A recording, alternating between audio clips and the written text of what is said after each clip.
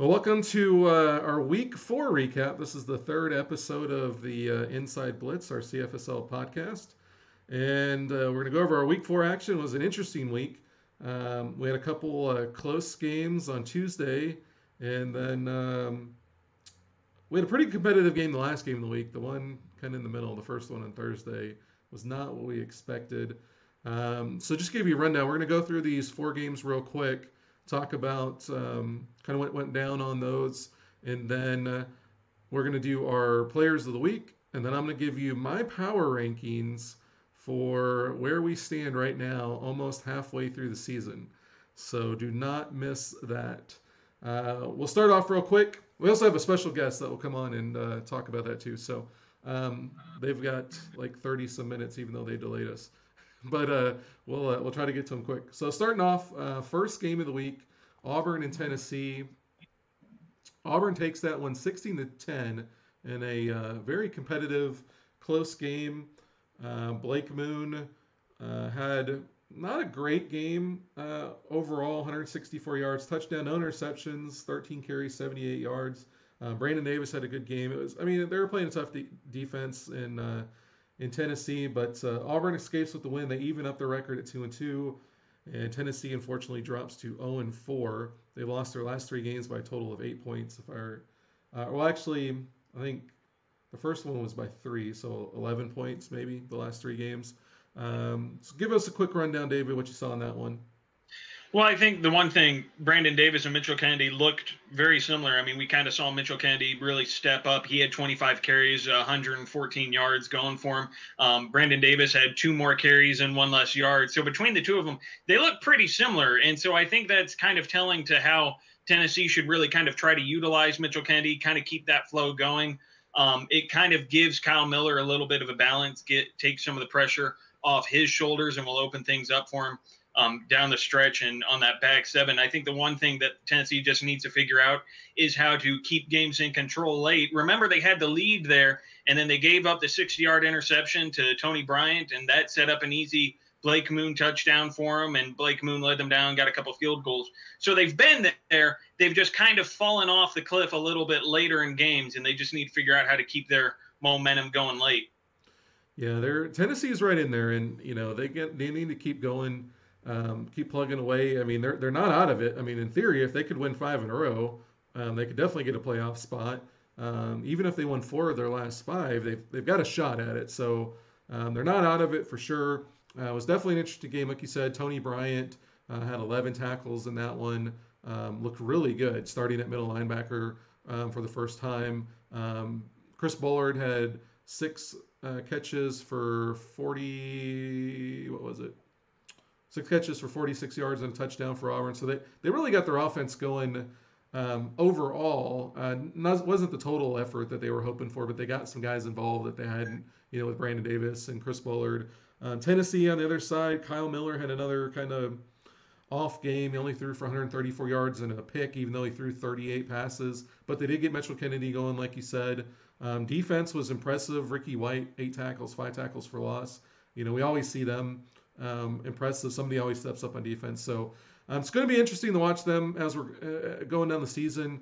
See what kind of heart they have. See if they keep fighting. I mean, like I said, they're technically not out of it. They could still fight their way back into it. So definitely be a team to watch going forward. Auburn obviously at 2-2.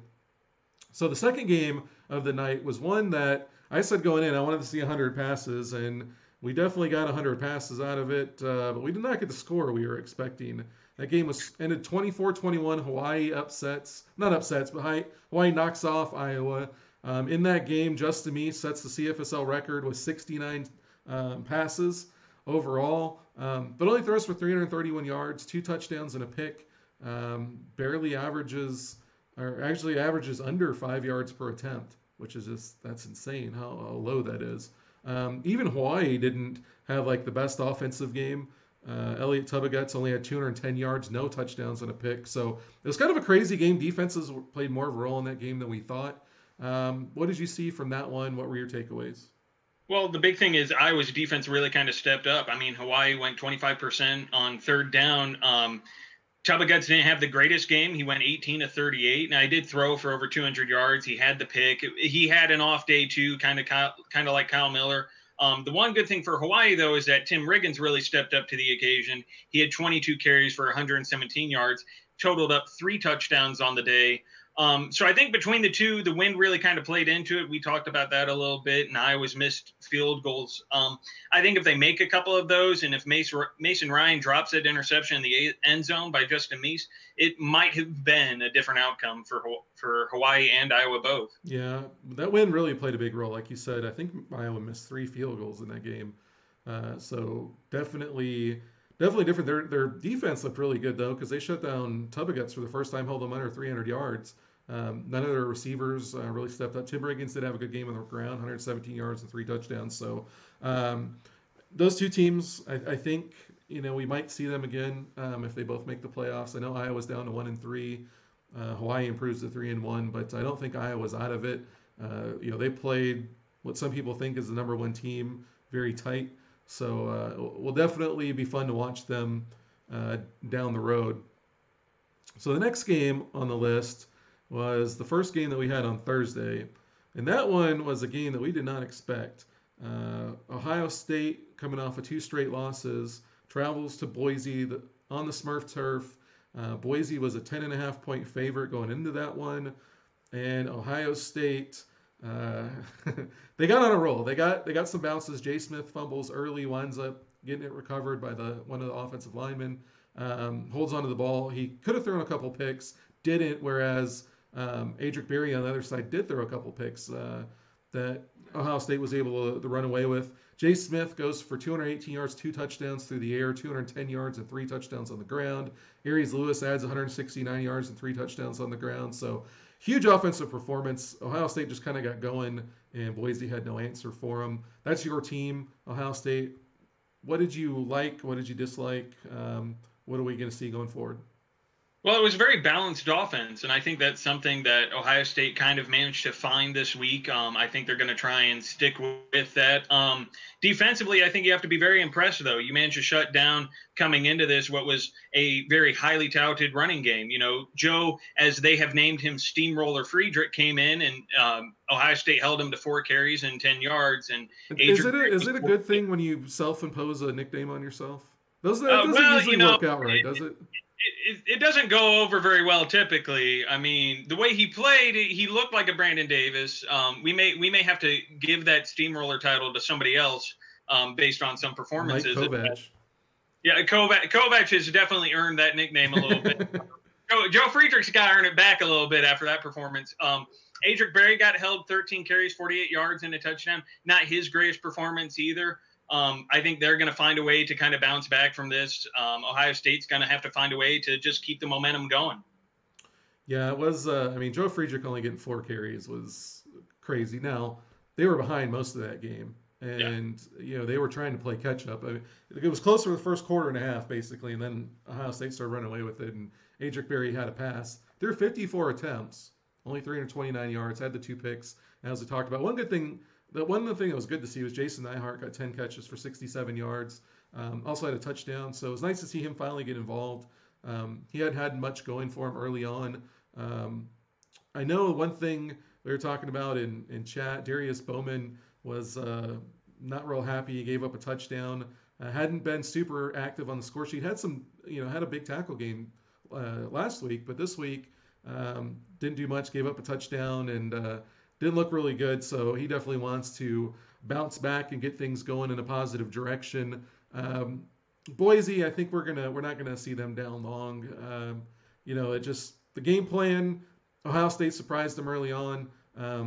Got some scores going. Got the benefit of some momentum, and then just never let off the gas. And things like that can happen. It's rare. We don't see it a lot in this league, but it kind of happened to Ohio State the week before. Things didn't go their way, and Hawaii capitalized, and they ran on them. So we'll see how it goes. I think it's going to be interesting to watch now. A lot of us kind of thought that maybe Ohio State was one of the better teams in the league, and then they went on that 2-game losing streak, including the blowout loss. Now they get a blowout win over what a lot of people thought was the number one team going in.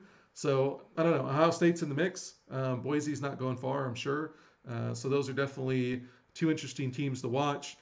The last game of the night, or last game of the week, really, and the last game on Thursday night, Florida State Notre Dame. That was one of the ones that we expected to be a really close game coming down to the end, and it was competitive most of the game. Florida State would jump out to a 17-point lead. Notre Dame would answer. Florida State would score. Notre Dame would answer. And then halftime comes, and Florida State gets the ball. They score again, and Notre Dame was really clawing, trying to get back into it, but couldn't get any closer than 10. The rest of the game wound up losing by 13. It was 55-42, our highest scoring game so far.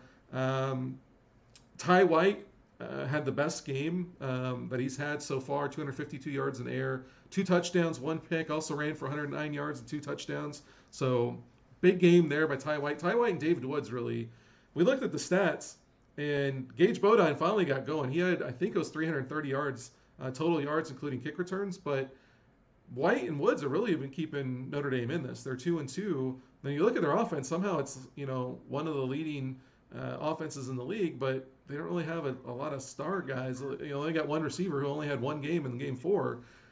Don't really know how they're doing it. Seems like smoke and mirrors, but obviously Florida State looked good. Elias Gonzalez had his best game and threw for 398 yards, just missed 400. So really good on that end. Michael Kovac looks like a bowling ball. What were your takeaways? Well, I think the big thing for me is that Notre Dame, for all the firepower that they have and all the star players that they have in that secondary, they give up 400 yards and 4 touchdowns to Elias Gonzalez. And so I think that's a little telling right there, right? That they have this star power and they haven't found a way to maximize it. Part of that could be from Kovac. He helped to set things up for Gonzalez, set up a little play action, got him going. So I think between Gonzalez and Kovac, that balanced attack that they have going there really kind of puts defenses on their heels. And I think that's going to be the case going forward as well. Well, I think we saw that in the Ohio State-Boise game, too.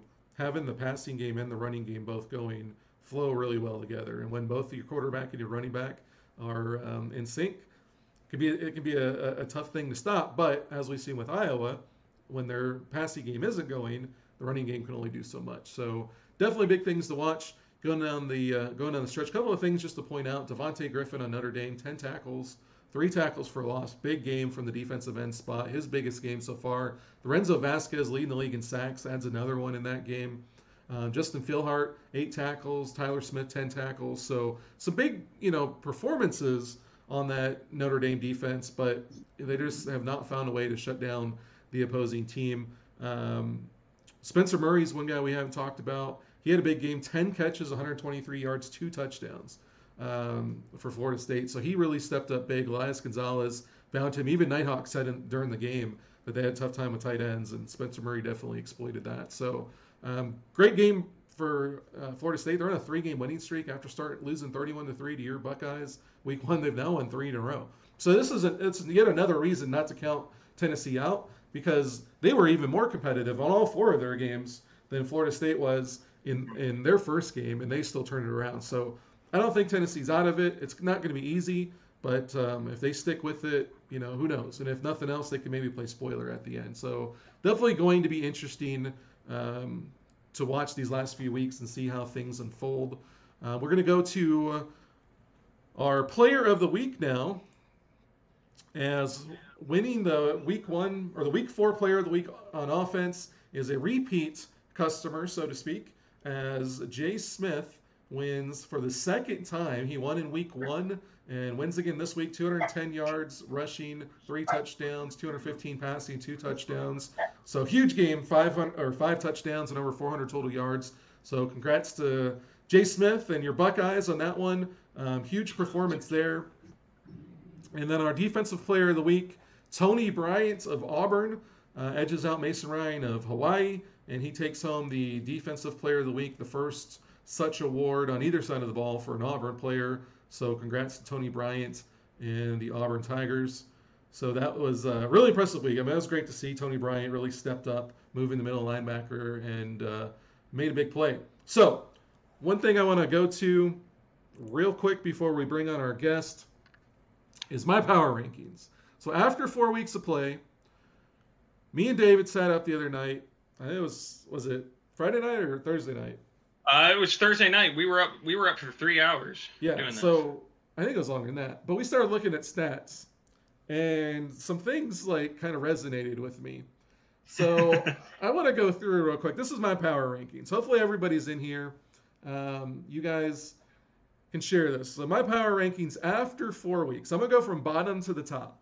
Okay. So number 8, I don't think is a surprise to anybody right now, is Tennessee. I still think there's an opportunity for that to turn around, but obviously at 0-4, even though they've had 4 close losses, I think we still got to put them at number 8.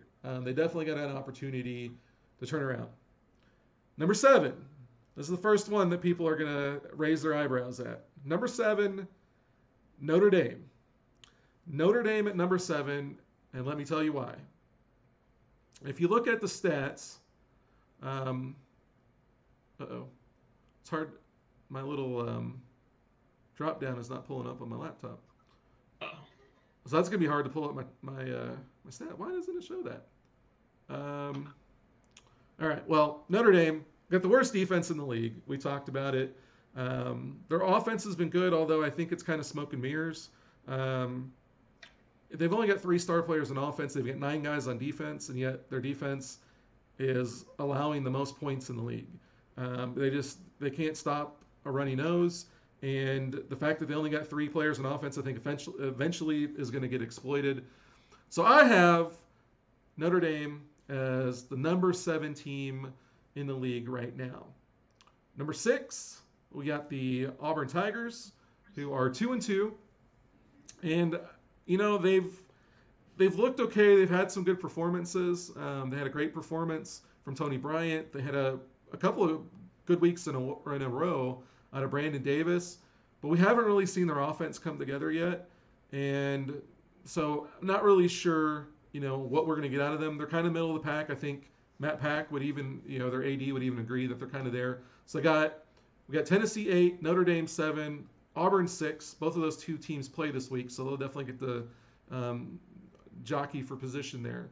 Our number 5 team is one of the teams we just talked about on a 3-game winning streak, Florida State, even at 3-1, tied with one of the 3 best records.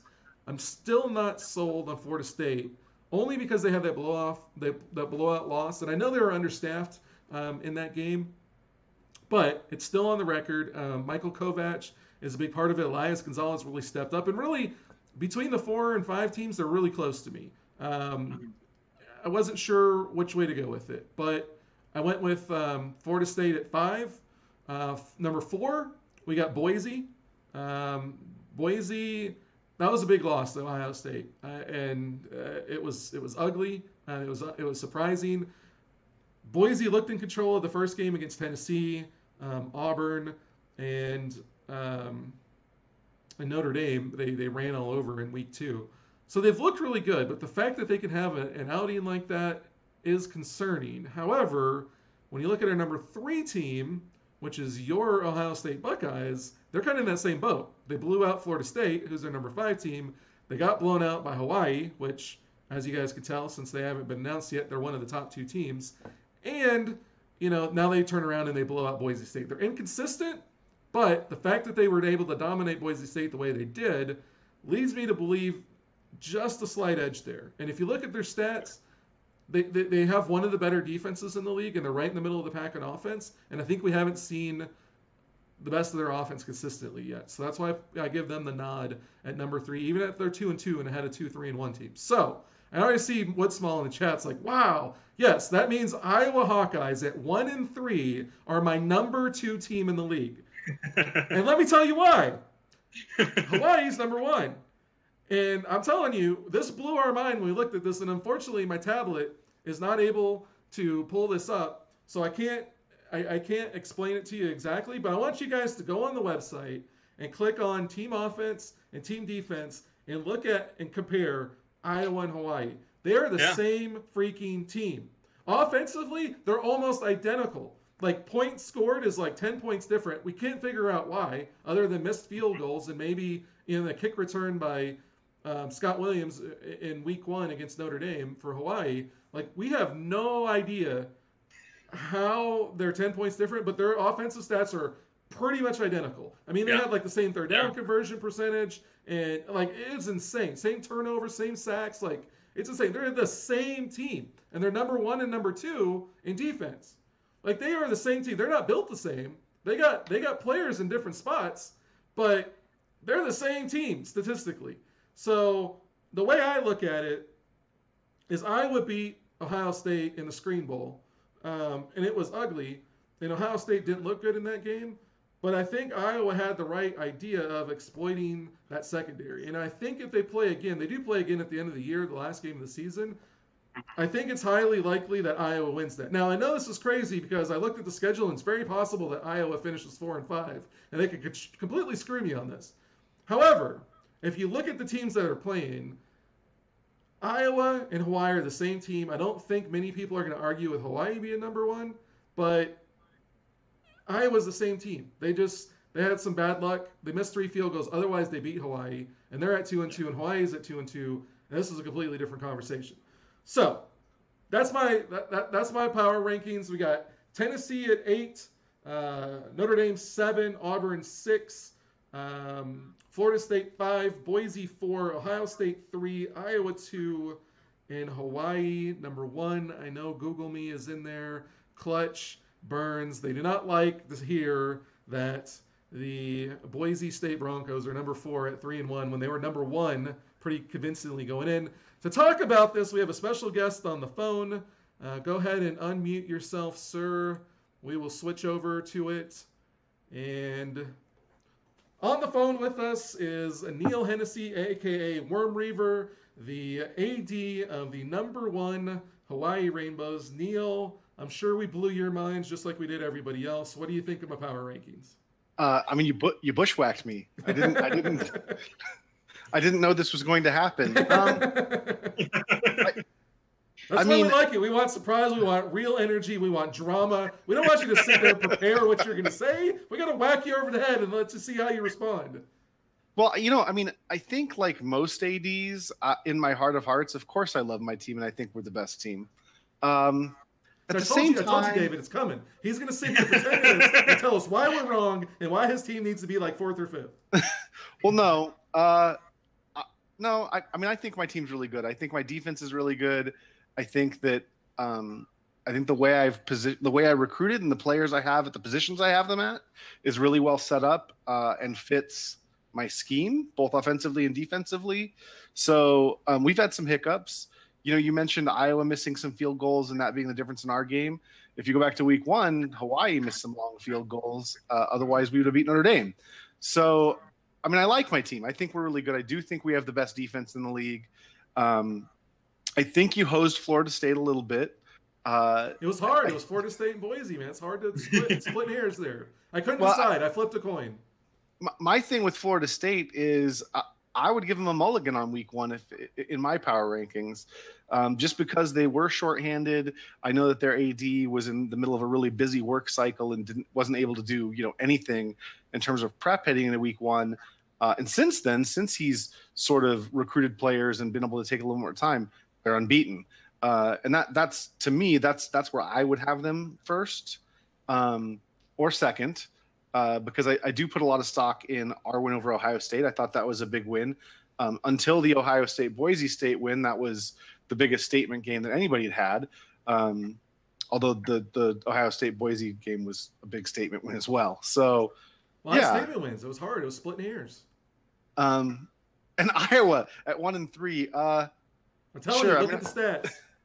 Yeah, but they also keep scoring these games. I don't know if you knew that, but. So, I don't know. Putting them ahead of not 1 but 2. Their stats are identical to yours. If you're number 1, how do we not put them number 2? But you put them ahead of not 1 but 2 3-1 teams. They haven't played the same schedule. 1-3. They haven't played the same schedule. I'm telling you, at the end of the season, you put these teams together. This is how it's shaping out. I'm telling you, write it down. Remember this. Clip this. Somebody clip this part of the show. Put it on the internet. We're going to come back to it at the end of week 9.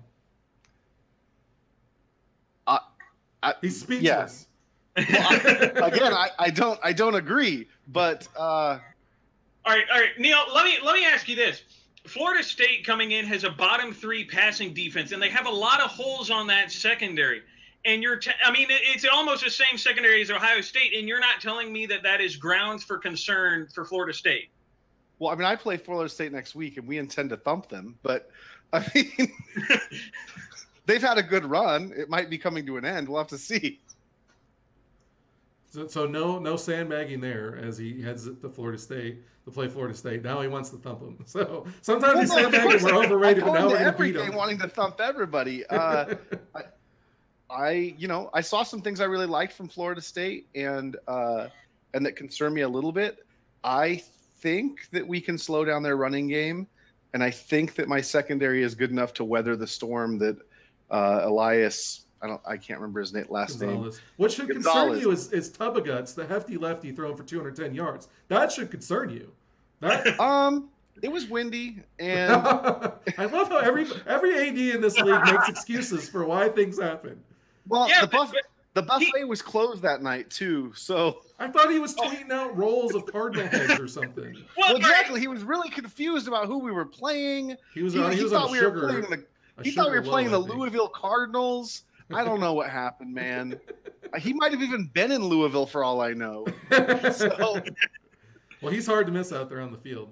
So, Neal, your team's 3-1. Obviously, Tubaguts had a bad game. We'll write off some of it to the win. We're not going to give you a full pass there. But everybody has bad weeks. So, where do you think you guys stand? Your defense is number one, even though it started off kind of shaky early on against Notre Dame. It's number one now. Your offense, surprisingly, is kind of in the middle of the pack.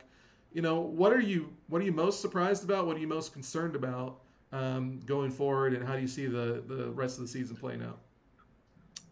The thing I'm actually most concerned or most surprised about is how well our offense has played. We don't have a ton of star power.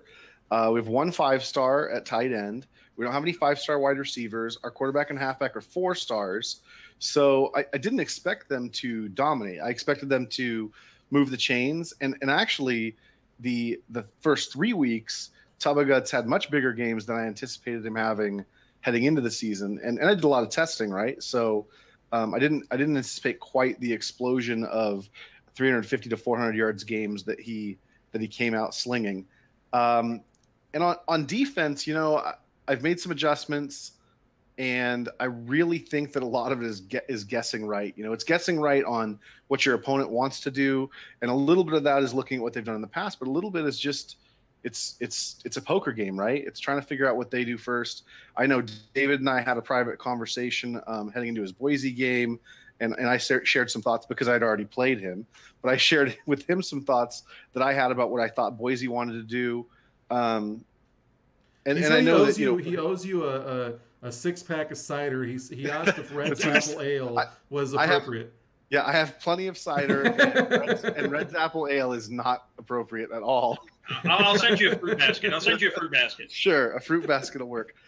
You can grind it up and put it in your cider. Sure. And to be clear, I'm not trying to take any credit for their win. I'm just saying that, a lot of it is that it's that matchup playing. It's trying to guess what your opponent's doing. And, after our conversation, David guessed right is ultimately what happened, right? Is that he had the right game plan and Boise was not ready for it, because Boise has great players in their secondary, right? But I don't think they were ready for Ohio State to come out slinging the ball down the field as much as they did. And their secondary was looking to play run, and it hurt them. Yeah, definitely surprised them. And things, like we said earlier, things happen, turnovers happen, momentum shifts, and that can change. You can expect to pass it a little bit more than you run, and you can come around run it 2 times as much as you pass, just because things start to click. Boise saw that against Notre Dame in week 2. So, it's interesting. You can do a lot of testing. You can game plan the best. Some things are just going to, come down to the way the wind blows, as you guys saw. So, Neal, we appreciate you hopping on and giving us your thoughts. Good luck the rest of the way, and hopefully we'll touch base as we get closer to the playoffs and see if you guys are still battling for it. Yeah, hopefully nobody will know we're coming. Thank you, though. I think they do now. Putting us at number 1. I appreciate it. All right. Well, there he goes. Neal Hennesy, everyone. Appreciate him hopping on and giving us his take. So we had a lot of shock. I think the chat quieted down for a little bit. They didn't know what to what to say. Kind of blew everybody away. As you guys had time to process now, feel free to post your thoughts in the chat. We're going to touch on real quick the games coming up this week. Again, we have a Tuesday Thursday schedule now, so games will start Tuesday night at 7 p.m. David, that's tomorrow night. David, you said you're not with us, right? I'm not there. We got Sam filling in for me tomorrow night. So Sam Burns, the AD at Boise, who we heard in the first game of the year, he's going to be back with me in the booth tomorrow night for our two games. We've got Notre Dame and Auburn. These guys have been jawing back and forth at each other in the chat. Auburn's picked a fight, and now they got to show up on the field at home in front of their home fans and back up the talk. And then the second game is Tennessee against your Ohio State Buckeyes. Tennessee's defense we know is tough. Ohio State's coming off a huge win. Give us your take on those two games, David. Well, I think Notre Dame and Auburn and Notre Dame have had a lot of smack talk this week. I'm excited to see that kind of come out on the field. I'm excited to see these two really form what might be the start of a really good rivalry between these two, and I hope that that trend kind of continues between them. Who would think that Auburn Notre Dame would be a rivalry? Like nobody would have predicted that. No, but the way their players and the way the ADs are going at each other, it's definitely shaping up to be a rivalry. It's a little exciting though, right? I mean, it's something that we've kind of talked about. We want to see the birth of these rivalries, and we're seeing the start of that. And I hope that the play on the field will definitely relate that same kind of energy in the game. The They're other thing for Tennessee now too. Big Tex and David Woods are going at it in the chat. So it didn't last long. It didn't last long. It doesn't take much. Civility only lasts so long. Well, I think for Tennessee and Ohio State, though, Tennessee, they're 0-4. I think if there's ever a time to make a statement game, it's this week in the Horseshoe at Ohio State. I think this is every game for Tennessee is turning into a must-win because they want to get into playoff contention.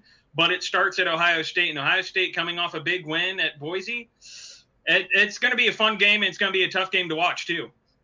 Yeah, well, it's going to be tough for you. You're going to be on the sideline, and we'll actually have Sam in the booth calling that one, so that'll be nice. You can actually sit on the sideline and kind of watch that one and see it unfold without having to be in the booth for it. I think Notre Dame and Auburn is going to be a good game.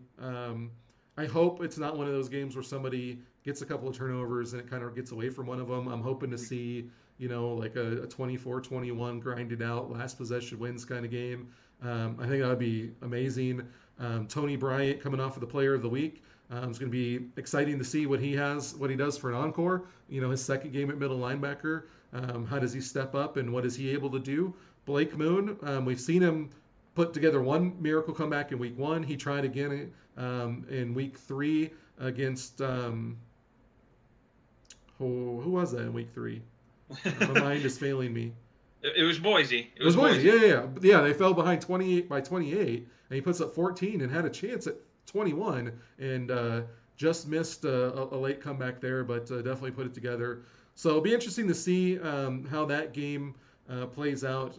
I'm excited for it. It's interesting. The interesting thing about Tennessee and Ohio State, like you said, Tennessee could be right for an upset if Ohio State takes them lightly and doesn't come out with a good game plan. Maybe doesn't throw a wrinkle at them that they're not expecting. Tennessee might surprise them. They've definitely got the defense to slow down that Ohio State offense. Now, one thing that is that defense is real similar to the one they got in Boise, and Boise wasn't able to shut down. So I don't know. It's going to be. I'm excited to see Tennessee. They can show up and they can make things really hard, and they have, even though they haven't won yet. So definitely going to be a fun game. Going to Thursday, you'll be back with me in the booth on Thursday. We've got a couple of interesting games. Hawaii goes to Florida State, and so we've got 2, 3, and 1 teams there. And, Neal mentioned that earlier. We're going to really see what Florida State's made of. Florida State may come out and say, hey, your ratings are completely messed up. We're not the number 5 team. Hawaii is, and they may show us something. They looked great last week in the black uniforms. I suggest they never go away from the black uniforms. We'll see. I thought those were great. Doing game pictures, I think they're the best looking uniforms in the league. They looked really good. But that's going to be an interesting game. And then to close it out Thursday night, Boise State going to roll into Iowa, trying to come in off of, rebound off of that loss to you guys in Ohio State, the big loss. Iowa still looking for their identity, 1-3. They've got to back up me putting them as the number 2 team. I think if they keep doing what they're doing, it's going to be a good game. I don't expect either team to blow it out, but I think it's going to be a lot more competitive than a lot of people think. Iowa's not that far away from being a 3-1 team either. So, what is your take on those 2 games? What do you see shaking out? Well, Florida State, like I said, they have holes in their secondary that are eerily similar to those in Ohio State. And if I'm Hawaii, I'm looking at that and I'm saying we have another golden opportunity here to get Tubaguts on a roll once again and shred this defense. I think Florida State runs the risk of being exposed a little bit. If they can get Kovac going and they can establish a balance, I think Florida State's going to be in for a nice little fight there. But Hawaii has a tendency, they like to bring Mason Ryan into the box. If they do that again, Kovac might get slowed down a little bit. Florida State, this is probably going to be one of the toughest teams that they have faced throughout the season so far.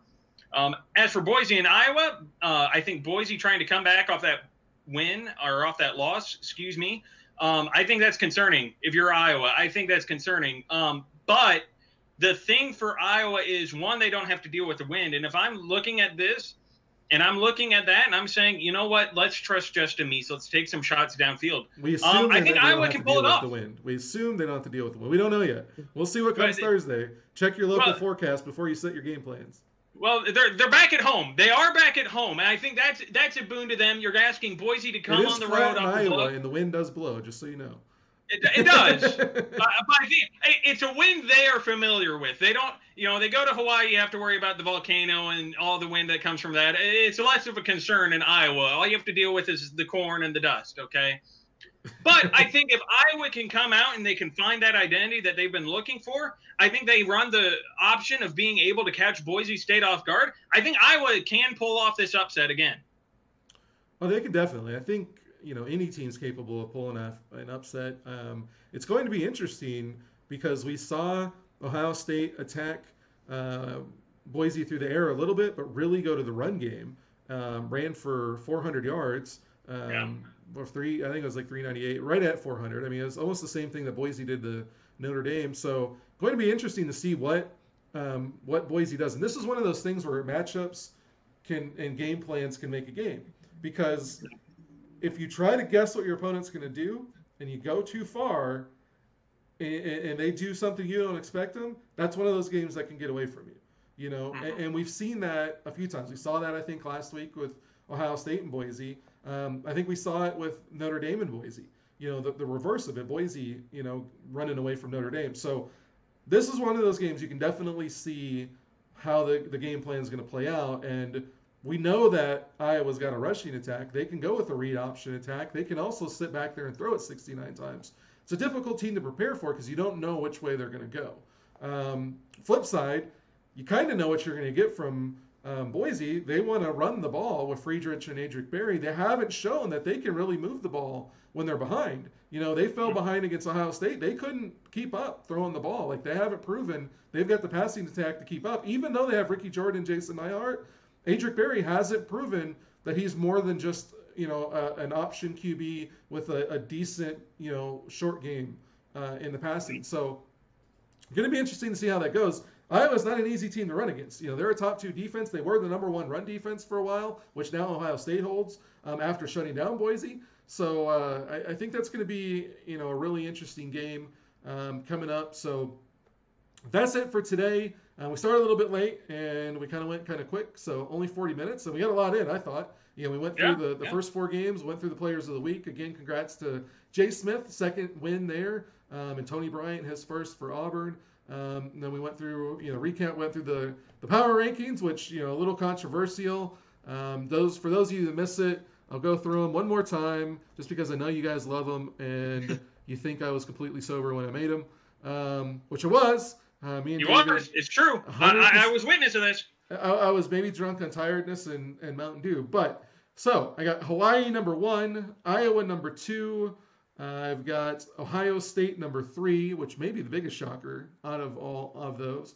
Boise State 4, Florida State 5, Auburn 6, Notre Dame 7, and Tennessee number 8. Again, if you don't believe my research, go look at the team defense and team offense stats and compare them. if Hawaii is number one, I don't know how Iowa's not number two. They're the same freaking team, even though they don't have the same players. So that's it for today. David, any final thoughts before we get out of here? No, I think we got a lot of competitive matchups, and hopefully the birth of a rivalry tomorrow night that Sam gets the wonderful privilege of being able to call. Oh, I wanted to touch on something. So, a couple of questions that have come up. I've kind of addressed them a little bit in chat. So, the guys have asked about next season, about progression.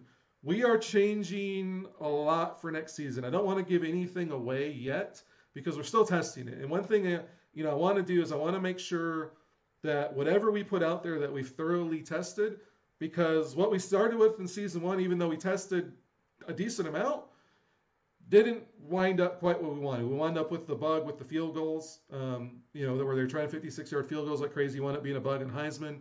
Then we ran into the issue where the AI at the end of a game was kind of wonky. It's still not perfect, but it's exacerbated by fatigue. I don't know why it plays into the quarterback, but it's exacerbated by fatigue, so we turn fatigue off. So we're adjusting things. One of the things that we've seen happen is there were some 5-stars that said they didn't really feel like they're getting their full experience. Now we're only 4 weeks into this, and a lot of that was in the first week or two. Things happen. Guys go on streaks, guys have down games, whatever. I think it's starting to balance out now, but we want to give more balance next year. The one thing we're planning on getting away from, and again, this is all in the preliminary stages. We want to get away from the freshman to senior difference in ratings. We want to make them more standardized because if you're a 5-star, you're paying to be a 5-star as a freshman, and you're paying to be a 5-star as a senior.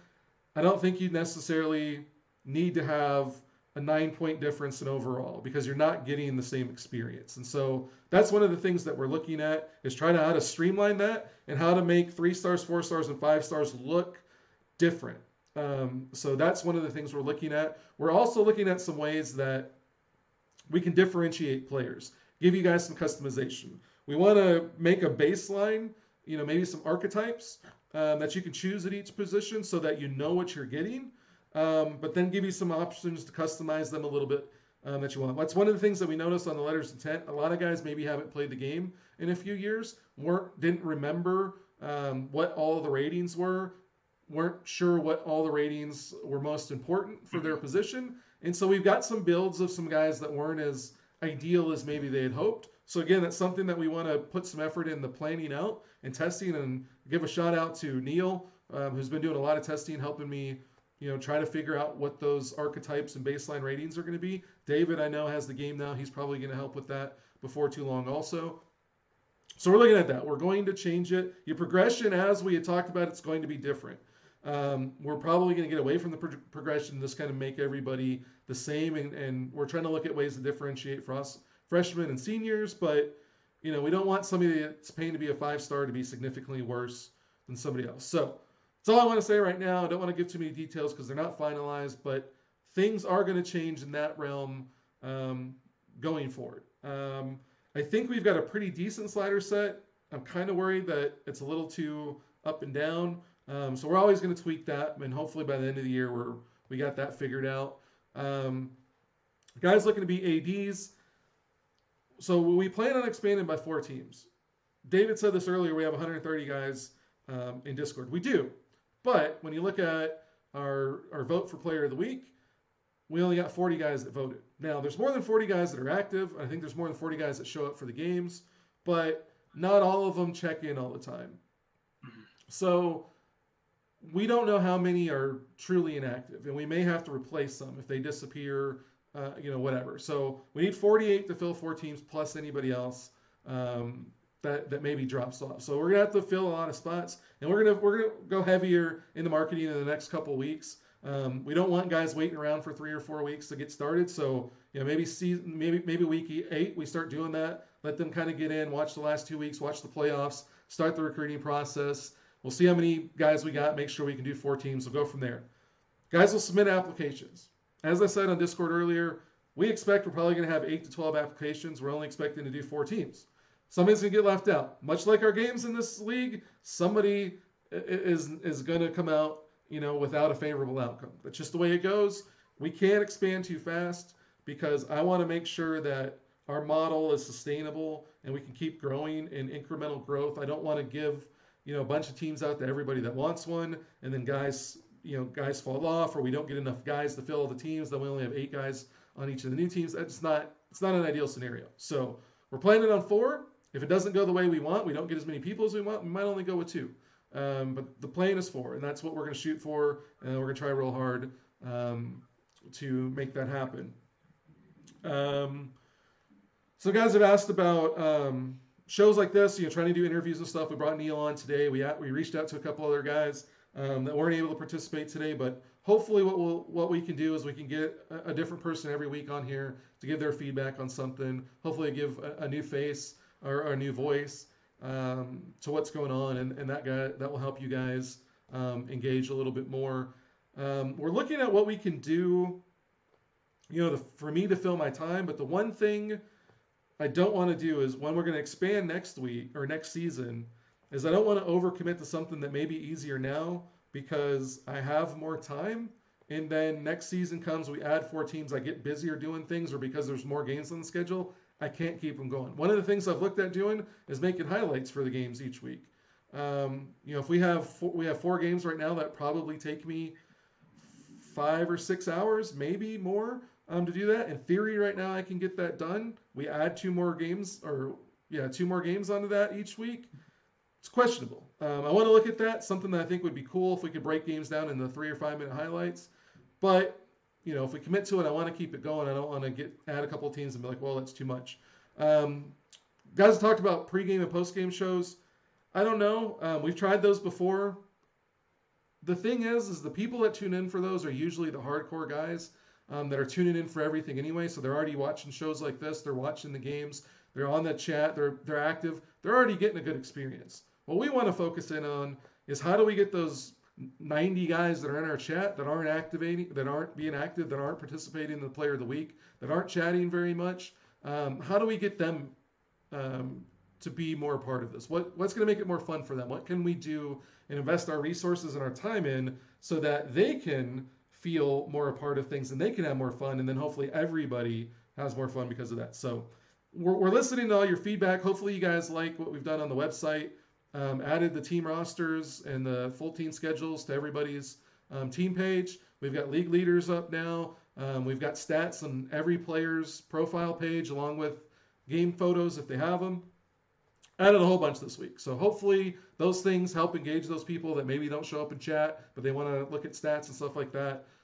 Hopefully that's going to help there. But always looking at how we can get the most people engaged. I'll leave this with a Madden quote. A lot of people complain about Madden that they don't focus in on nuanced things like mouth guards and real small things like facial creators and stuff and franchise and stuff like that. And it's you want to always try to get the people that are least active involved. And if you go after things that only the very hardcore people are going to appreciate, then you only have your hardcore people that are engaged, and the rest of the people kind of get lost. That's kind of why Madden takes the strategy that they do. They're trying to get as many people involved as they can, but give their hardcore enough to keep them happy, even though it's maybe not as much as they want. Same thing with us. Our hardcore guys are going to be hardcore. We want to keep them engaged. We want to get keep you guys happy, but we got to figure out a way to get more guys involved, keep the chat more involved, and bring in more people so we can expand with more teams. So hopefully you guys enjoyed it. Hopefully we got enough information. Hopefully that answers some questions. As always, you guys can ask on Discord, and I'll try to answer them and then put them in the end of these shows too for people that like the video part of it. Jason Neihart just showed up. We talked about you a little bit. We'll definitely have it in the replay for a couple weeks on Twitch, and we'll put it up on YouTube so you guys that missed it can check it out. And that's it. So for David, I'm Mike. We will see you guys tomorrow night, 7 p.m. sharp. I already forgot with the kickoff game. Notre Dame and Auburn. How could I forget that one? The number 6 and number 7 team in the league both feel slighted, and both of them want to punch each other's teeth down their throats. So that'll be a good one. 7 o'clock tomorrow night, right here on the Twitch channel. Until then, we'll see you later.